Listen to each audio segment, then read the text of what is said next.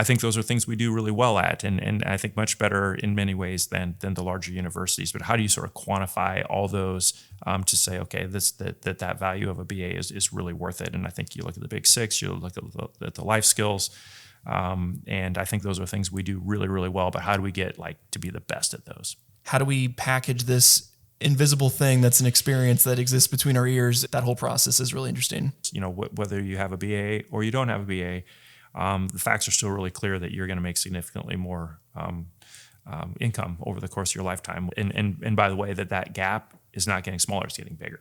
And so I think that is an important part of that storytelling that we need to share as we're moving forward.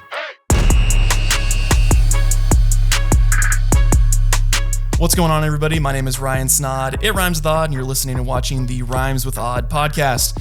In today's episode, we are hitting the road. We're down here in Indianola, Iowa, with the new president of Simpson College, President Jay Byers. Jay, welcome to the show. Thanks, Ryan. Appreciate being on the show and really look forward to the conversation. Sure. Yeah, we kind of had a whole trailer of stuff we had to bring in for this podcast. So appreciate you taking the time. I know you're a really busy guy, so appreciate you coming on the show. You bet. Absolutely. So in today's conversation, I'm really excited to talk with you because you're new to the Simpson College leadership side as an actual faculty member, not just a board member, but we have kind of an interesting connection. So I thought that would be interesting to share first, but we'll talk about that. We'll talk about what Simpson's doing, what some of the initiatives are that you guys are doing, and then get to know a little bit about the man behind the president title, kind of hear a little bit more about you as a person. So to kind of get it kicked off here, I wanted to can you introduce yourself a little bit, like who you are and what you do? Sure. Well, Jay Byers, and I am the new president of Simpson College. I started on July 31st. So I am new to higher education as a full-time profession, but I'm certainly not new to Simpson College or higher ed, and have been working with Simpson in various capacities and with the higher education industry for a number of years as well too. Sure. Yeah. Well, I'm really excited to kind of talk with you more today. Kind of our connection is, so for people that are listening, I'm an alumni of Simpson College. That's kind of my connection, but I wanted to kind of share kind of how we met first before we dig in a little bit more. So I remember I was telling you off camera, I was walking the halls, my tour actually in high school, and they were kind of running through McNeil, cause I was going into business. So they're like, here's some alumni that had been, on the walls here. And I'd seen your picture, and you're one of 5 or 6 people that were there. So that was kind of my first impression was like, hey, this guy's on the wall. He must be doing some good stuff. Cause I think it had said you were working for a law firm at the time, I believe. It was probably previous to your partnership job that you'd worked, but that was kind of my first touch. And then I had interned at the partnership and I'd seen you around a couple of times, but my claim to fame, I always tell people, my favorite place to eat in Indianola is Pete's Pizza because of you. So we were at the watering hole the water tank at the partnership, and we were talking about Simpson stuff, and you're like, have you been to Pete's Pizza? I'm like, no. You gotta go get a Regala pizza and a frozen pitcher of beer. I'm like, okay. So now my buddies, whenever we come back for homecoming, we always go do that. So thank you for that. Oh, you bet. So one of my favorites. Yeah. Is that so? If people say what's your favorite place in town? Is that what you say?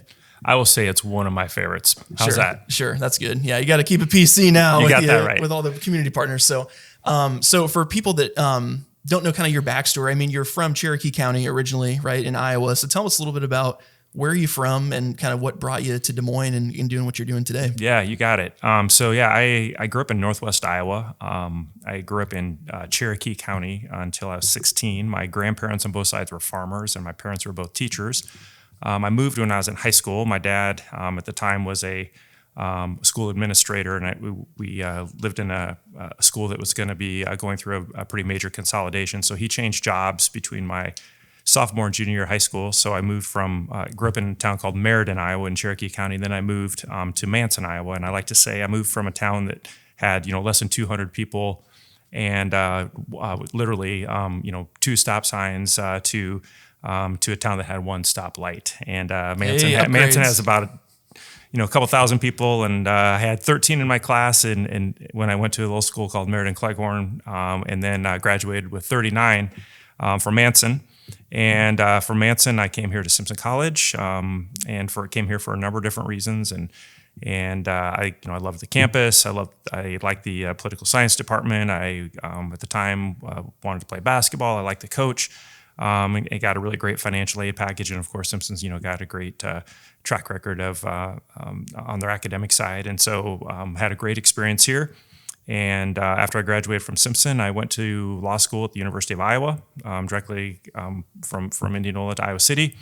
And then I left the state for for about a year and a half after I graduated from law school. And I worked for a large law firm in Indianapolis, Indiana, that had more than 200 lawyers. I like to say there were actually more lawyers in that law firm than there were people in my hometown of Meriden, which is true.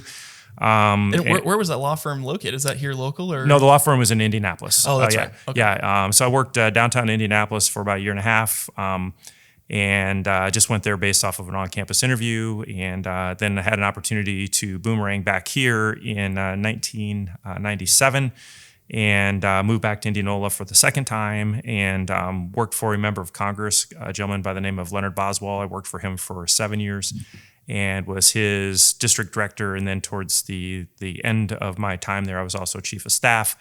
And then got recruited by the Greater Des Moines Partnership to be their senior vice president of government affairs. And so that would have been in, I believe, 2005. And then I worked at the Greater Des Moines Partnership for just over 18 years total. So for the first 7 years, I was at SVP of Government Affairs. So that included everything from helping put together our public policy statements on federal, state issues, lobbying on federal issues, leading our Washington, D.C. trip. I was our lead lobbyist at the State House, and so I've got extensive background in government affairs. And then in 2012 was promoted to CEO. And so, spent the last 11 years as CEO of the Greater Des Moines Partnership. And for those listeners of yours who are not familiar with the Greater Des Moines Partnership, it is the regional economic and community development organization serving central Iowa. By the time I left, our footprint was 11 counties here in central Iowa for economic development.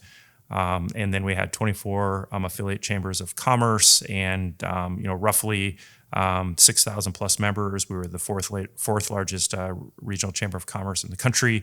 But we did everything from recruiting companies to move here from across the country, from across the globe, helping to grow companies that were here, building out the entrepreneurial ecosystem.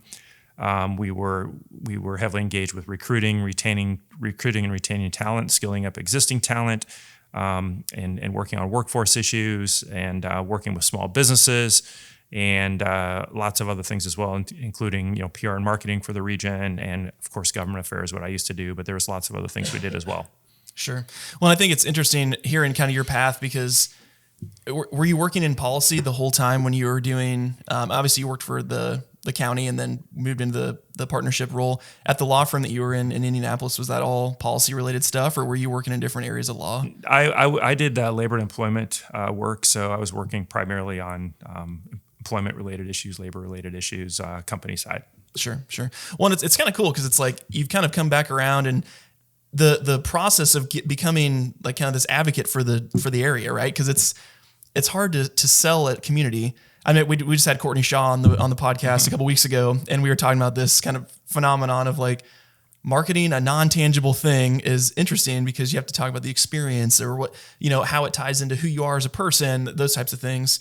What was like the biggest challenge for you when you were kind of leading that team to promote the region and as kind of the CEO of the partnership? Well, I'm glad he had an opportunity to talk with Courtney. I worked with her for many years. She's extremely talented. And so I think, in terms of sales and marketing, right, I think we had a great product and still have a great product to sell in terms of the Greater Des Moines region, or as we would call it, DSM USA.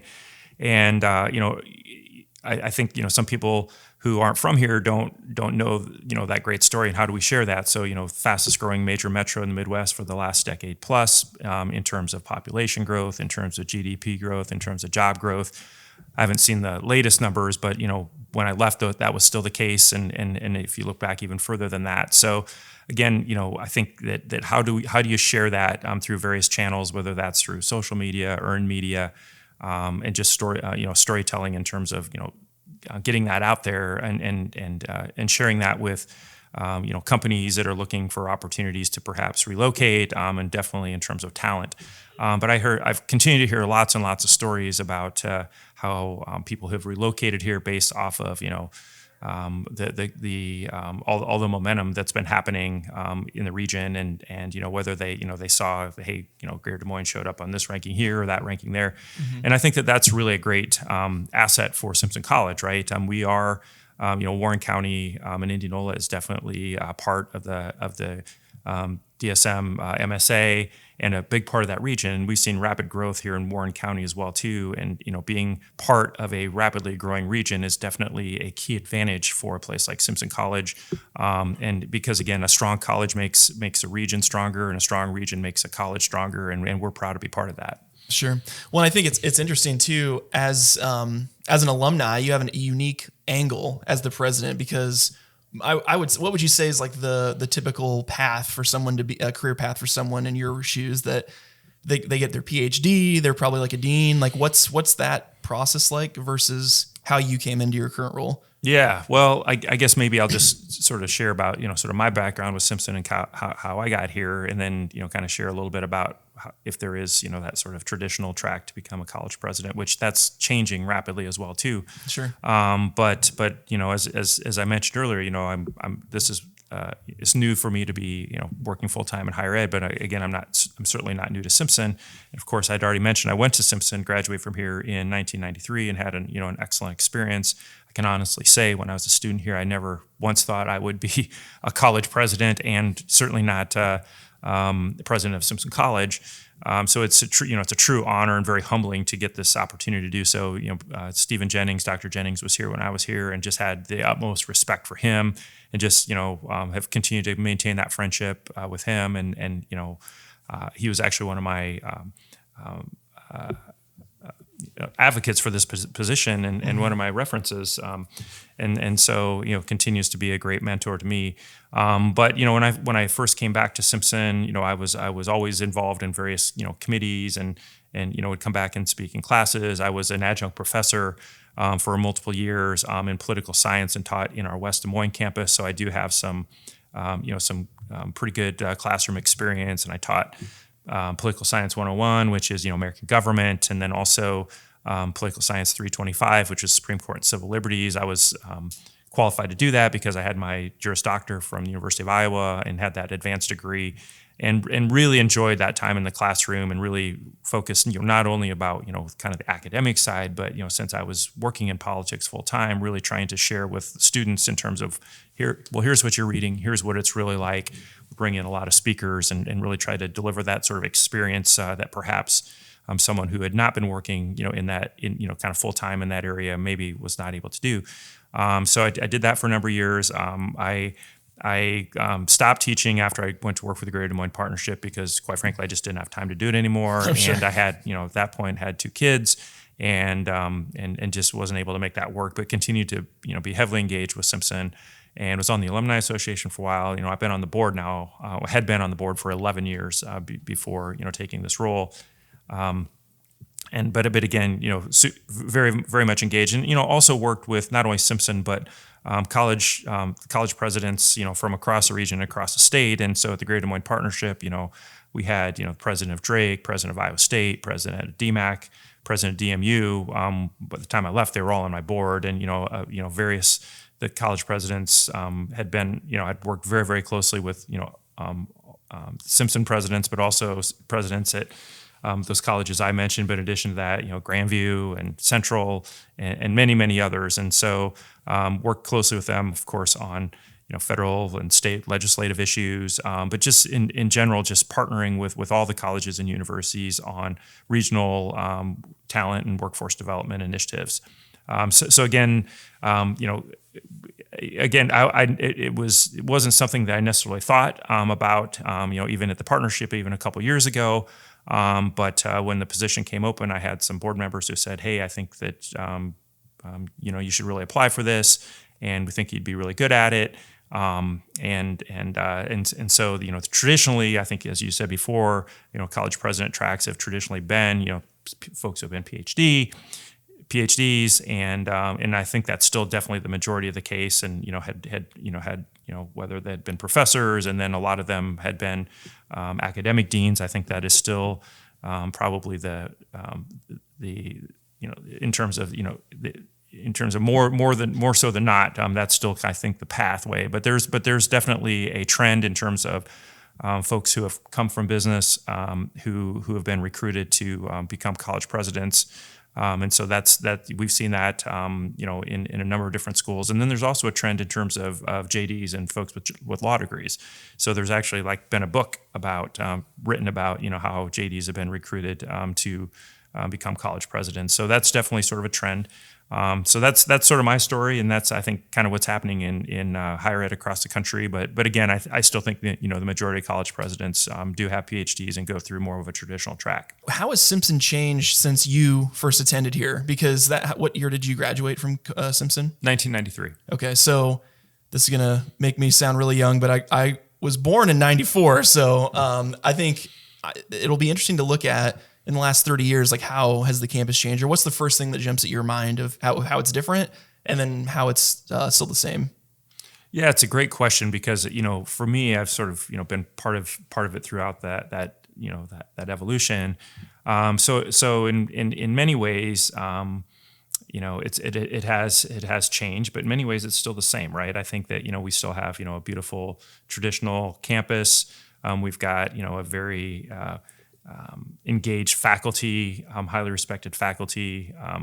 We have, our students are heavily engaged with a lot of co-curricular activities, whether that's sports, whether that's music, whether that's speech and debate, whether that's Greek life, so many other things. So in many ways, it's similar, right? How has it changed? There's been a lot of changes in terms of just the overall infrastructure, right? So the Kent Campus Center obviously was not here when I was here. What was there before? Well, we had what was called the Brenton Student Center, which was perhaps the least handicap accessible building that I perhaps had ever been in, and definitely needed to be replaced. There's been a lot of other upgrades with a lot of other facilities here too, including upgrades to a lot of the academic buildings, a lot of the housing units. Definitely the athletic facilities have seen a lot of upgrades as well. So that's definitely been a change, but I think the core campus still has very much that same feeling. When I was here, there was definitely was dominated by students that were from small town Iowa. I think that that's still a big part of who we are, but I think where our students are coming from now has changed quite a bit. I think that there's a lot more that are coming nationally. Mm-hmm. Some internationally than was perhaps the case when I was here, and definitely more sort of statewide, and definitely more from more of the urban areas that we've seen here in the last few years. And so that sort of changed. I think one of the things that was big when I was here, that's still a big thing for us, is that we're still very much a college of social mobility.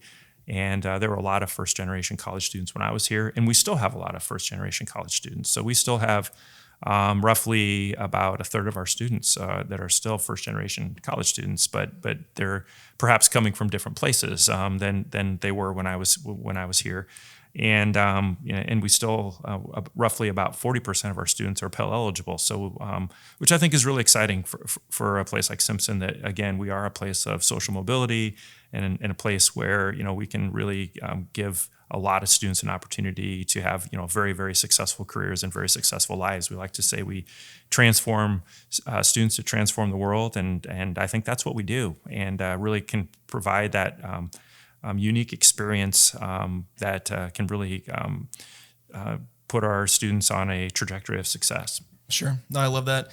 You'd mentioned you were on the board for, was it 11 years before you took the presidency? Yes. That's got to be a unique angle because, as we mentioned, a lot of presidents come in from other states, other parts of the country that they have to kind of transplant and understand.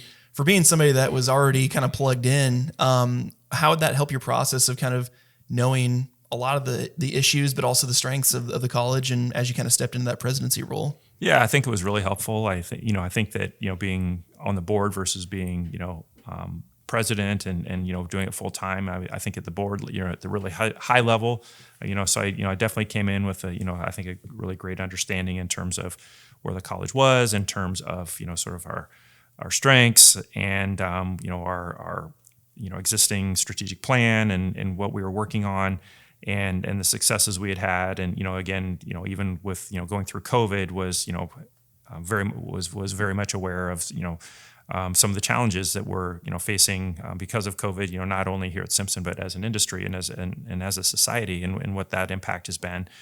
So again, I think that having the opportunity to know the cabinet members, at least knew who they were, had an opportunity, had met most of them before, and despite the fact that I hadn't been going to school here for a number of years, knew a number of the faculty members had met some of the students, had been to activities, and had continued to be engaged on campus. So again, it was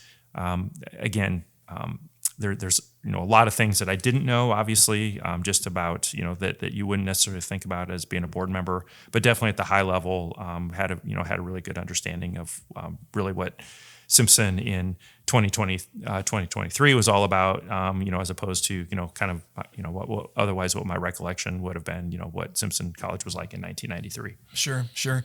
Well, and I think it's interesting too to think about like the president of the college, because what would be like the biggest misconception of you being the president? Because it's like people just see what they see, but what would be the biggest misconception of what your day-to-day job is, but then also something that is a job duty of yours that most people probably don't realize that you have a hand in?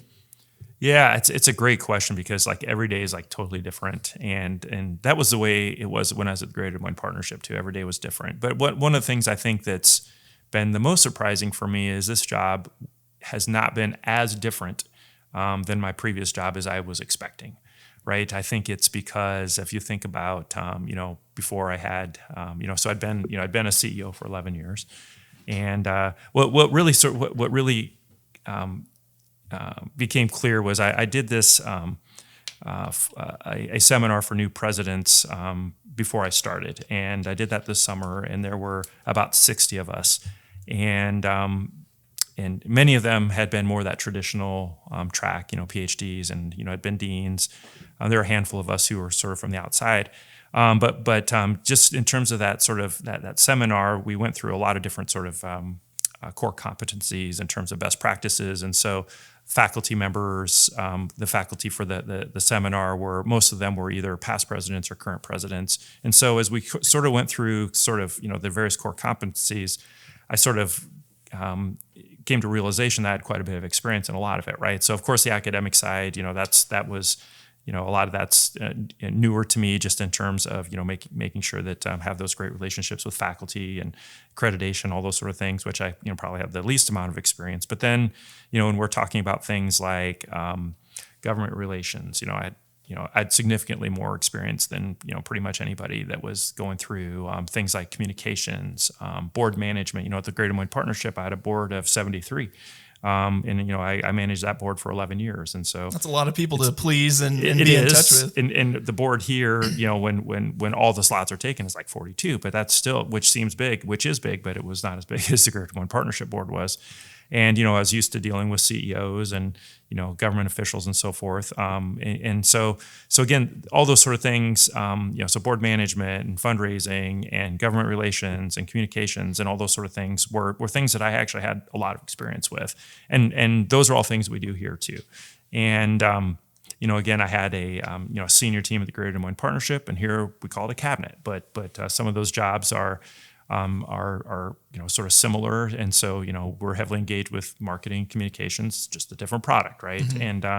And we have on finances and so forth. I dealt a lot with that at the Greater Des Moines Partnership. Of course, we have it here, but it's it's a different model, and so all those sort of things. So I think that leadership experience in those other core competencies was very helpful.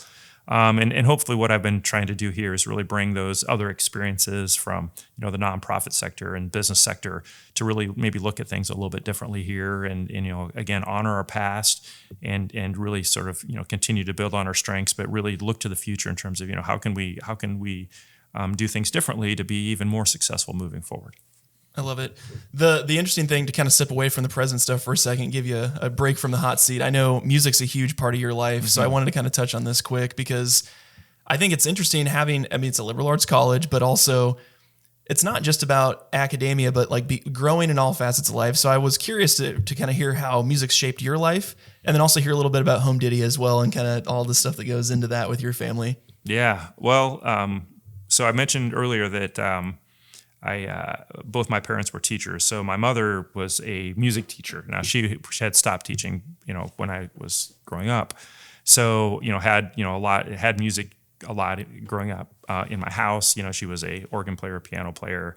And so, even, back in the day, this before you were around, when you have these record clubs. And so my parents had even, in elementary school, let us pick out, hey, would you, get, records or cassettes and those sort of things. So they wanted us, my older brother and I, to really, embrace music. So it was always a big part of who I was. And so, I was in band and choir in high school and, jazz band, started playing guitar a little bit in elementary school, but really kind of high school is when I really started picking it up.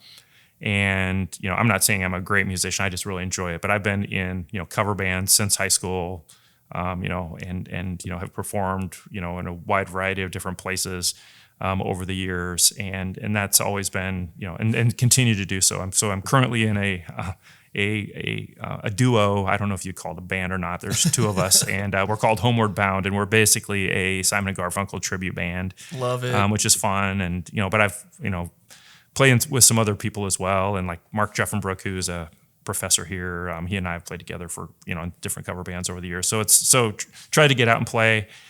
So that's been a big part of who I've been, who I've been over the years. My wife is actually, also very musically inclined. She is much more trained. I'm much more of a learn by ear, learn from other people, and she's more of a sheet music type person, but was really into, choir and played violin in high school and was very, very skilled. My daughters are also good musicians as well. My youngest daughter, who is now in college, was in an all-girls rock band called Plomero, and I was their manager. And they cut an album when they were in high school. They all graduated from Des Moines Roosevelt.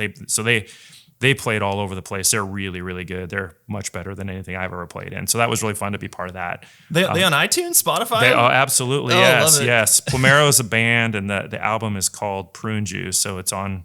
You can check it out on your streaming service of choice. It's on all of them, but it's a 6-song EP. I've been trying to get them to cut their second album, but they're all going to different colleges now, so scheduling has been hard. But it's excellent, by the way. So sure. And then, of course, you'd mentioned Home Diddy. That's my wife, Katie.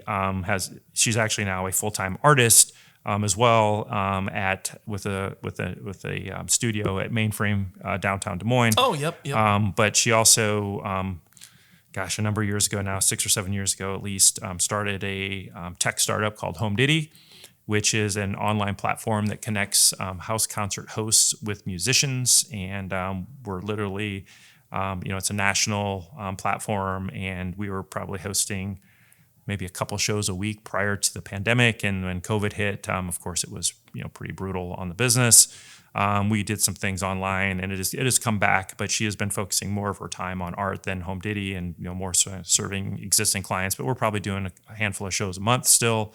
And when I say that, that means folks are hosting house concerts across the state and some across the country, and it's basically a platform that does that connection. And so it's been fun to be part of that. My wife and I hosted, before we launched Home Diddy, we were hosting house concerts in our house every month, and we did that for at least 4 years. Would that be just like friends, or is it like open door, come on in type of thing? Because that's got to be kind of an interesting process to have people in your house like that on a weekly basis. Yeah, so so there's some legal stuff that's part of that, right? So. If only there was someone that knew something about the law in your family. Well, so in terms of the typical house concert that was sort of part of the Home Diddy network, it's invite only, because if you have a public show, then you basically have to pay your music license fees, and a lot of people aren't aware of that, but there's 4 different sort of license groups that for example, Simpson College has to do to be able to have musicians perform live music here and those sort of things. And so ASCAP is one of those. And so anyway, but by having a private show in your house where it's invite only, you don't have to do that. And so all the ones we hosted and all the ones for Home Diddy are invite only. So we would build our invite list. So it was friends, it was people I met, a lot of just these sort of conversations. Hey, you want to be added to the list? And then we would have a show. We'd send sort of an evite out via email, and people, and that's what Home Daddy does. It is part of the service. It has a registration component. It's got a contracting component. It's got this sort of evite component. It's got a messaging service. But that evite, as it's sent out, as you register, you basically you register online, and your credit card gets approved, but doesn't get charged until after the show happens. So it's invite only. Sure. I love it. I think it's super interesting too, like the tech startup world with everything. Cause I know when I had my senior capstone, which we had to, as a management major, you have a senior capstone of starting a business and taking it growing it as fast as you can in a semester. So there was someone in years previous that came back, they started an app called Hang, which was just, trying to get more people to spend more time together in the real world. And, I think they ended up having to kind of sunset it because it just wasn't getting, but their monetization strategy was interesting because it's like, all these people are going to like a concert, and then the concert would get a percentage they would get a percentage of the sale of the concert tickets or whatever. So always interesting, like the different concepts and how people kind of come up with it. So, well, we were lucky in that, going into the pandemic, that we didn't have any debt. We didn't have any employees. And we really didn't have a burn rate. It was all self-funded. So, but even when it's slowed down, I mean, that's why we're still able to function, because, we, a lot of times, they say in startup world to fail fast. And, a lot of times you have to do that if you've got partners, if you've got employees, if you've taken other people's money, that sort of thing. But ours was all self-funded. So, we've got no debt and no employees. So we're still able to just kind of keep moving forward and may put some more juice in it, as we look to the future, but really letting my wife take the lead on that. Sure. I love it. Yeah. It's interesting because when I was in high school, I was in a garage band as well. I self-taught in the drums. All right. And, my daughter's a drummer. So. Oh, there you go. Yeah. And it's interesting because you just have to take a completely different approach. It's like watching someone really intently and like kind of just hearing it and feeling it, which I think is an interesting way to approach things where you don't have the formal education, but you can still like learn, which is kind of a cool thing. Well, and the key really is, that whole 10,000 hour rule, not that you have to do 10,000 hours, but it is about just putting the time in, right? And especially with a band, it's like, you just got to put in the time. And, that's what the Beatles did, right? They built their chops playing every night in the bars in Germany and other places. And I think that, it's the same thing with, music now. It's like, you got to put in the time. Absolutely.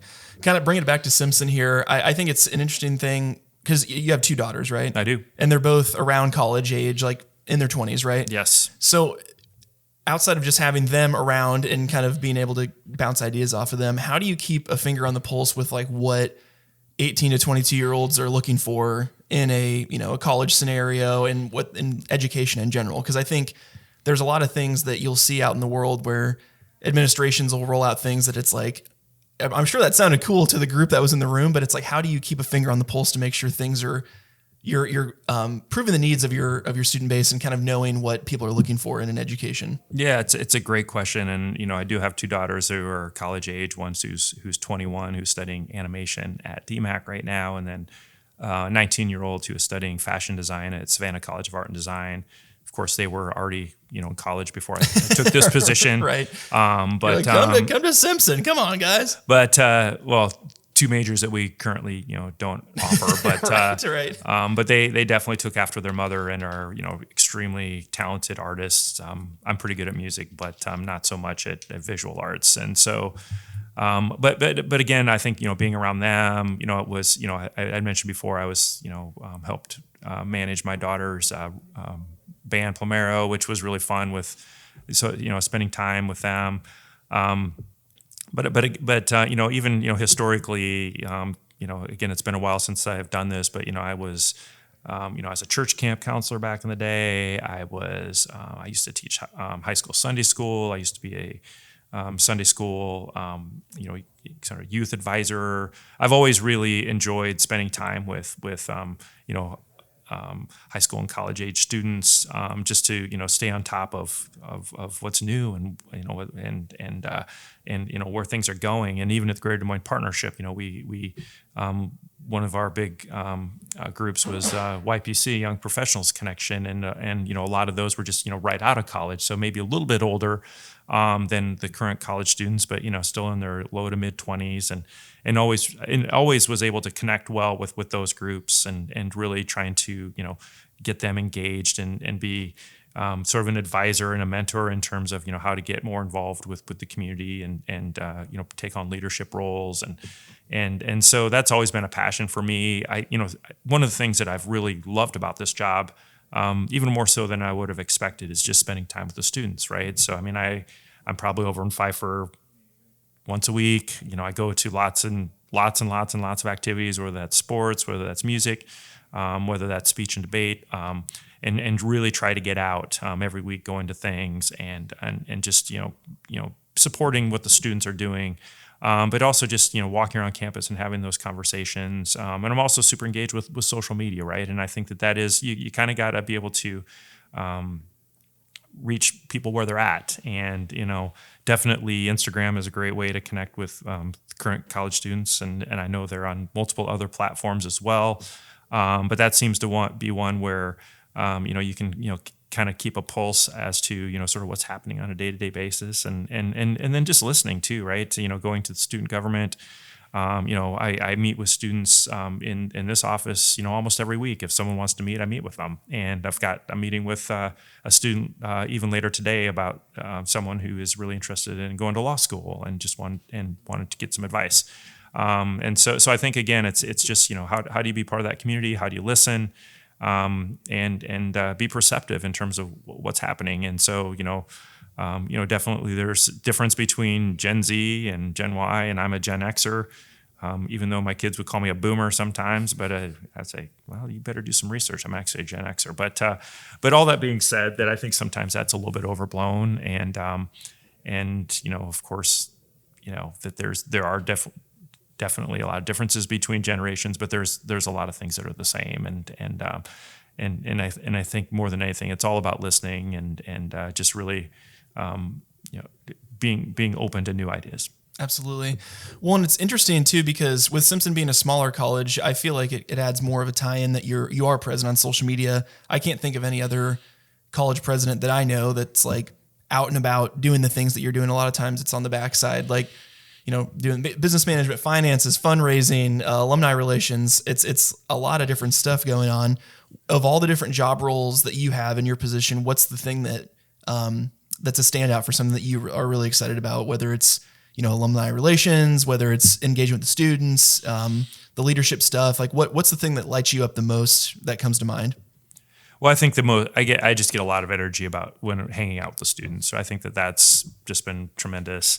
And it's been a lot of fun too. I've hit the road pretty hard since starting, just to really get out and connect with our alumni base across the Midwest and across the country. So I've been, we've had alumni events in Minneapolis and Kansas City and Omaha, and I've been to Dallas, and been to California, and just some other day trips as well, just across and just across Iowa.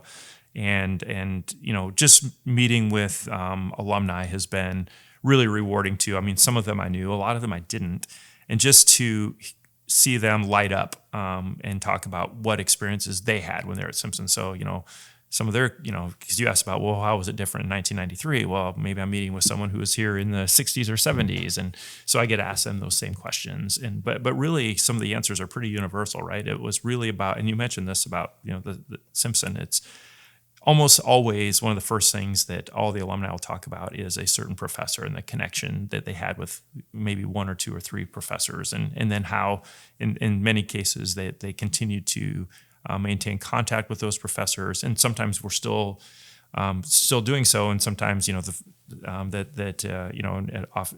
often been the case. A number of those professors are still here, right? And so, I'd take a picture, send a note to the professor, and say, hey, met with so and so, and so I think that's something that's really special, and something that is pretty unique to Simpson and that Simpson experience. And maybe we can get into that, here in a little bit, just in terms of some of those things that I think really do set us apart, not only from larger institutions, but just in general, that sort of Simpson experience that I think is really unique And I would make the strong case that it's more valuable now than it's ever been. Absolutely.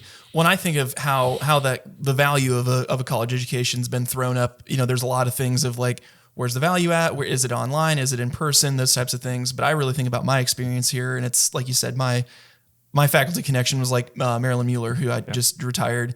And it's funny because I'll see people out and about, and she was here for 30 plus years. I don't even know how probably longer than that. But that's like the common connection point. Oh, you're in the business department. Did you have Mueller first for a class? And like you kind of go into that stuff. But then when you're at a startup event or a networking event and you run into someone, I always think the alumni connections are the biggest value add for going here, specifically compared to any other college. Because you go to like a large public, university, and oh, you went to UNI. So did thousands of other people that one year, or you went to Iowa or wherever. I feel like it's a lot more of an intimate connection where if you're just passing by and someone, or you apply for a job, or you're trying to get a connection with someone, like having that alumni connection, it's like, oh, you went to Simpson. I feel like that helps a lot as well. But also in my case, like every job I ever applied to, people were like, oh, you went to Simpson. Like, that's a good school. And a lot of them had never been here, but they just heard not good things, like, oh, that's a good school. So it's like, I think that's kind of an interesting thing too. It's all depends on the person that you're talking to. Right on. Yeah. So I think tying it back in as well, I'm kind of shifting gears. The main thing that you were kind of coming in with your new role, it's like, obviously you're jumping in feet first, trying to get everything situated.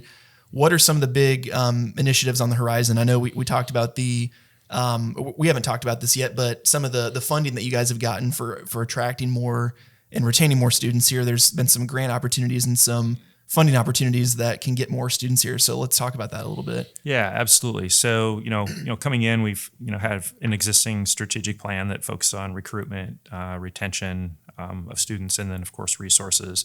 But, really, since I started, I've really been trying to focus on, of course, keeping that moving forward, but focusing on sort of three things, and that's what can we do to build the brand, what can we do to build community, and what can we do to build that future in terms of continuing to move forward on the strategic plan, but identifying those other opportunities. And so hopefully you've seen since I started this summer that our sort of profile specifically here in Central Iowa and across the states really been raised, right? I think we've gotten some really great media stories. The social media presence I think has been strong, but just again really sort of doubling down on that storytelling, because there's as there's been tremendous things that have been happening at Simpson for many years. But if we're not aggressive with that storytelling, then then people don't necessarily know about it. So really been focusing on that. We've got lots of momentum, coming into this year, right? So our first year class was up. If just the first years in and of themselves, it was up 14% year over year. If you put in the transfers, we were up 11%. So a lot of schools nationally, the trend is not going in that direction. And as you said, that there's certainly plenty of headwinds facing higher education. So again, I think our enrollment numbers tell a really great story. We rolled out a new initiative this fall that's doubling down on some of those strategies, which we're calling All In for Iowa. So there's two parts to that. One is building on the Simpson Promise, which has been in play here for a handful of years already, but really how Simpson Promise had been working before is if you're your family income was $60,000 or less, you would qualify, and you lived in the state of Iowa, and you met the requirements to on the academic side, you could qualify for up to a free tuition. If you were paying room and board, lived on campus, and you would qualify for a Pell Grant and tuition grant. And so we doubled down on that this year and rolled out what we're calling the 100K promise. So moving that from 60 to 100,000, and then also the full 99, which is we're offering a full tuition scholarship in all 99 counties. Now, some of those will also be, with that Simpson Promise, but some of them likely won't. So we're getting tremendous response out there, and so our numbers last year were up quite a bit year over year, and right now. The preliminary numbers we're looking right now are even significantly stronger next year than they were, or this coming year than they were this past year, based on where we were at this time of the year. It's a little bit more complicated this year because of and kind of getting into some inside baseball here, but the FAFSA rules have been changing. So we're not able to get, our financial aid packages out quite yet, just because the FAFSA rules are changing, but that's everybody across the country right now. So that's we're super excited about that. In the last couple of years, we've one of the things that has changed, you had mentioned before too, is we offer a lot more sports, and there were a lot of students that were engaged with sports when I was here too, but now 60% of our student body is involved with intercollegiate athletics, and we rolled out 4 new sports within the last couple of years that are getting lots of momentum. So women's wrestling, men's and women's gymnastics, and then men's volleyball. And then there's esports now too, right? There's that's a new thing as well. Esports as well, which is extremely popular, and they have pretty much a full roster as well, which is really exciting, and continuing to offer again, we're our students and what's important to them, and really excited about the work that they've done and where that's going to be going as well too. We've had a lot of other exciting investments in the campus.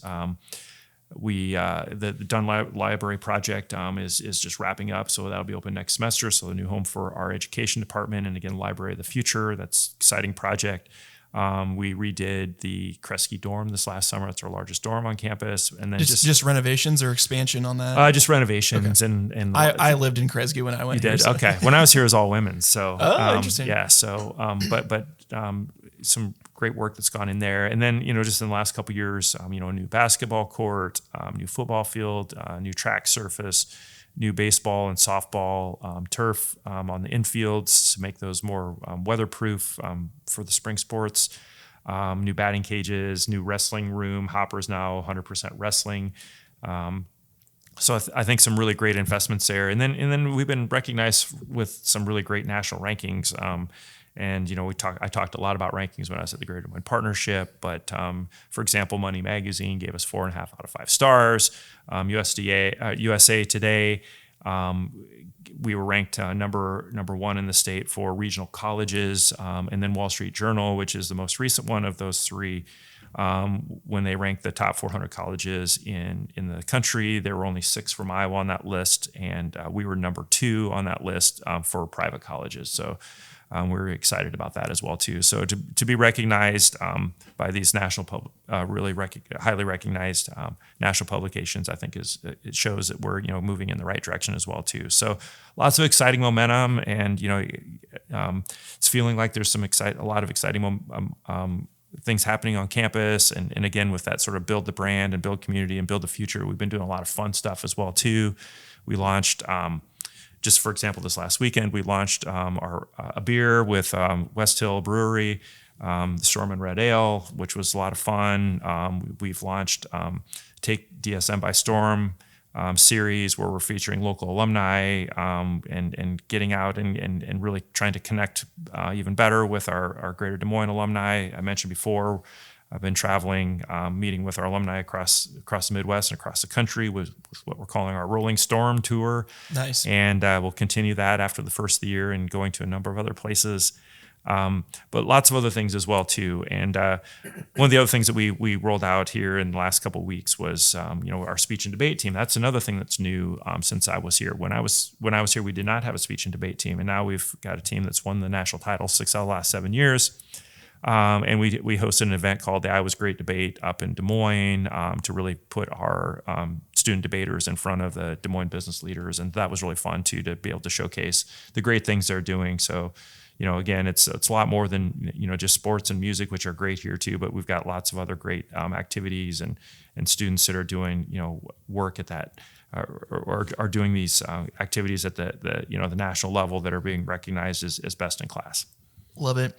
I know as a president, sometimes there's expectations that come with the role. One of which is, I think, living in the president's house, right? So do you live in Des Moines currently, or did you have to move down here to Indianola and kind of move into the president's house? Yes and yes. How's that? Or is the president's house your vacation home? So primary residence is still Des Moines right now. As I mentioned, my wife has an art studio in downtown Des Moines. I've got my older daughter who goes to DMAC, does not drive, and she goes to DMAC West. I've been getting Sigler House ready to activate for activities. I will be staying down here, a couple times a week, and I was just over there actually just yesterday, getting everything ready to go. But Sigler House is a beautiful place. We're going to be hosting lots and lots of events there, and it really is the people's house.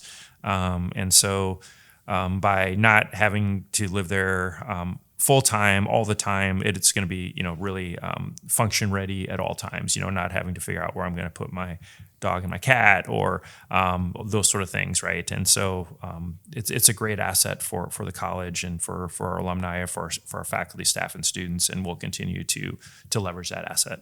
Might have to do some home ditties over there sometimes to get everything rolling. I would love to do that, actually. So hopefully, if I can talk my wife into it, would host some home ditties there, but then donate any and all profits to the Simpson Scholarship Fund is the goal to get up and running. Love it.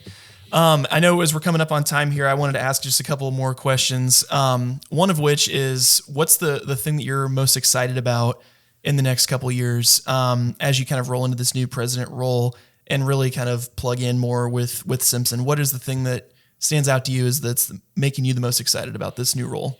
Yeah, well, I just think, generally, right, and, you mentioned, the challenges of higher education, and there's certainly lots of headwinds, but I believe more than ever that Simpson can and will be a national model of success.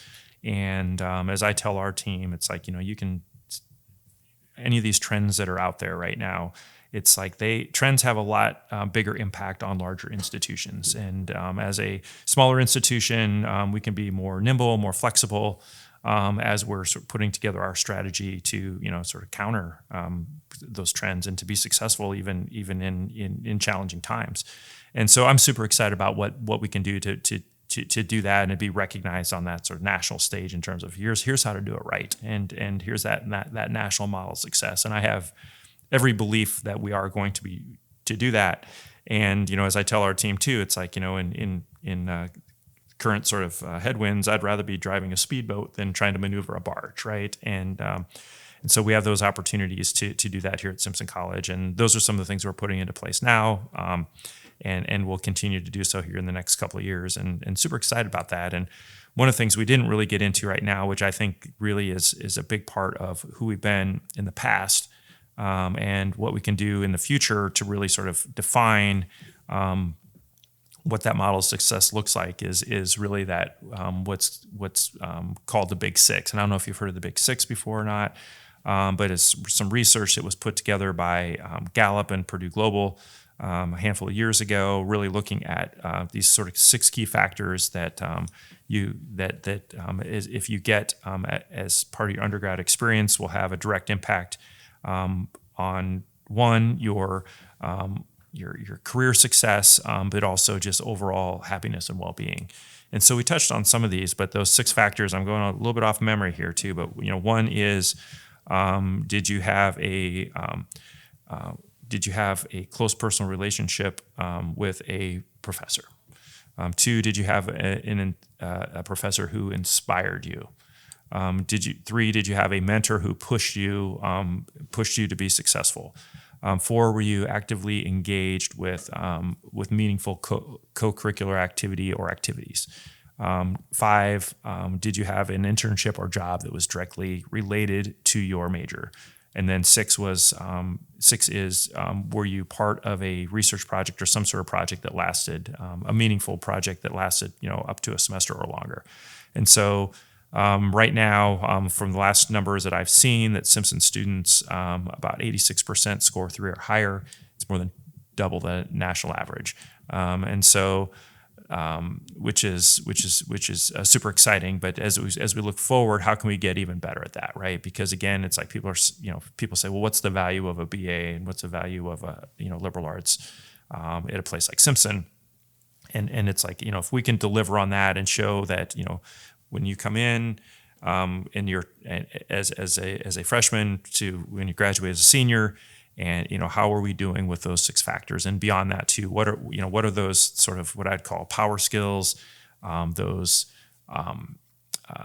life skills that transcend AI, that transcend technology, that transcend automation, right? So, in terms of things like problem solving, oral communication, written communication, leadership in general, and so many other factors as well, analytical reasoning, and